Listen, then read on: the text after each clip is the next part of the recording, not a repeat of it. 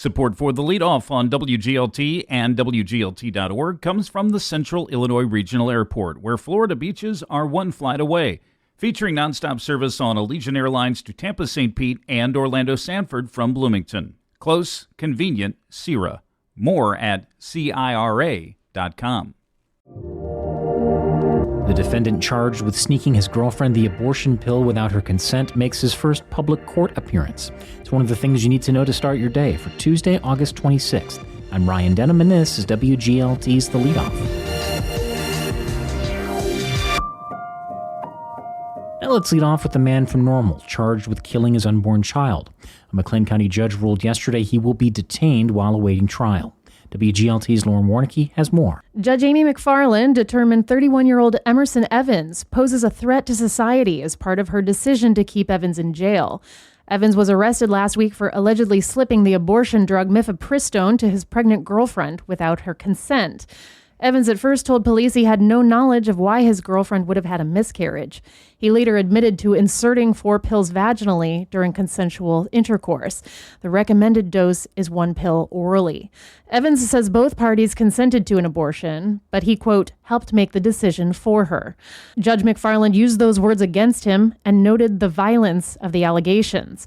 Michael Gizzi, a criminal justice professor at Illinois State University, says the offense carries a minimum sentence of 20 years in prison. It's a very significant charge. This is not a manslaughter case. This is not a minor charge. This is the equivalent of the penalty for intentional homicide of an unborn child is the same as for first-degree murder. Judge McFarland noted the fact that abortion is legal in Illinois as supporting evidence of a crime, saying the couple could have pursued a safe, legal medical option if both wanted to.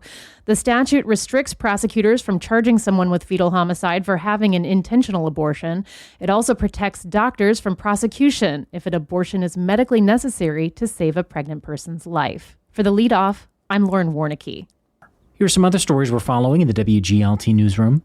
Illinois' most powerful Democrats stood united in Chicago against President Trump's threats to deploy National Guard troops in the city. Governor J.B. Pritzker says a Guard deployment in Chicago would be unconstitutional, and the state would fight it in court.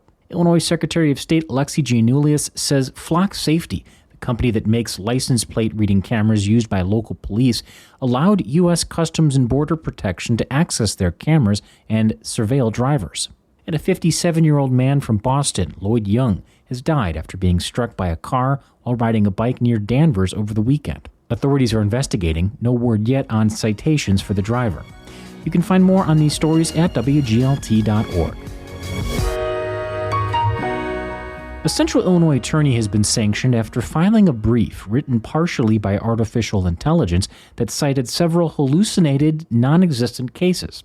It happened in the 4th District Appellate Court, which includes McLean County. Lawyer William Panicki of Springfield used AI to help write a brief for a case in which a woman was at risk of losing her parental rights.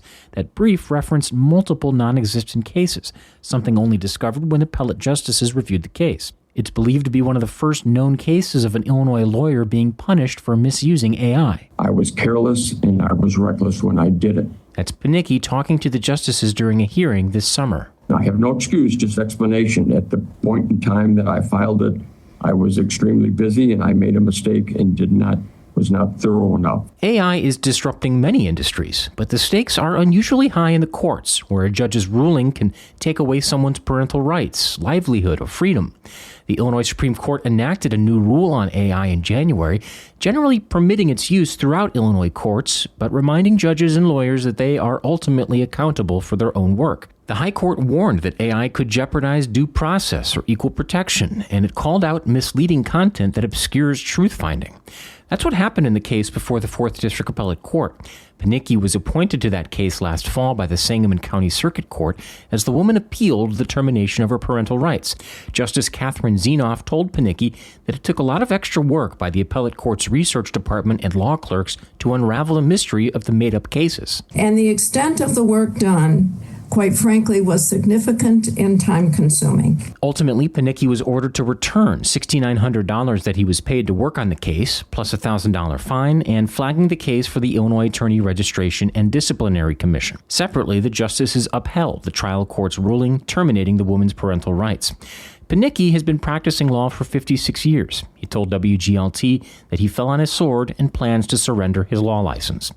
The case seemed to unsettle the 3 presiding justices who wrote in July that it was the first time they've addressed the use of AI in the preparation of legal filings. Justice James Kinect of Normal compared it to how someone feels after suffering a burglary at their home. I've been a judge for 50 years, and now the sanctity of my service has been invaded by AI and by lawyers who have decided that perhaps AI is a shortcut or a useful tool, whichever way you look at it. The case has made waves in Illinois legal circles. Here's Amelia Burgess, director of Illinois State University's Legal Studies program. We have a duty of candor to the court, and citing to cases that do not exist is inconsistent with our obligations as legal professionals and as attorneys. Burgess noted that the Illinois Supreme Court's AI rule is quite permissive and does not prohibit attorneys from using it. In announcing the new policy, the Illinois Supreme Court acknowledged the promise of potential efficiencies and improved access to justice. Imagine an AI-powered app made available to renters, capable of answering questions about how to get your security deposit back from a landlord. What's the process? What are the timelines? How do I evaluate if I'm really liable for these damages? That's the scenario described to me by Daniel Linna Jr., senior lecturer and director of law and technology initiatives at Northwestern.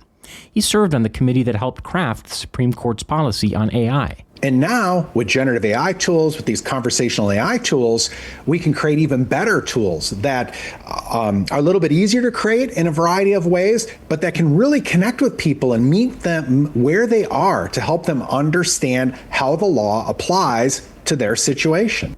Linna sees great potential for AI in improving the quality of legal work, not just making it more efficiently done. Of course, we need to be measuring these hallucinations and the negatives, but the other side of the ledger is understanding the positive benefits that these tools are bringing across this whole ecosystem for lawyers, judges, and especially self-represented litigants. The WGLT newsroom recently launched our own policy on what reporters can and can't do related to artificial intelligence. You can read that on our transparency page at WGLT.org. Before we let you go, the Connect Transit Board meets today at 4:30 at the Wiley Drive location. On the agenda is a year-end ridership analysis and an update on the Connect Go service. And that is it for today. I'm Ryan Denham, and the show is produced by Cheyenne Brown. You can subscribe to the Leadoff on the NPR app or wherever you get your podcasts.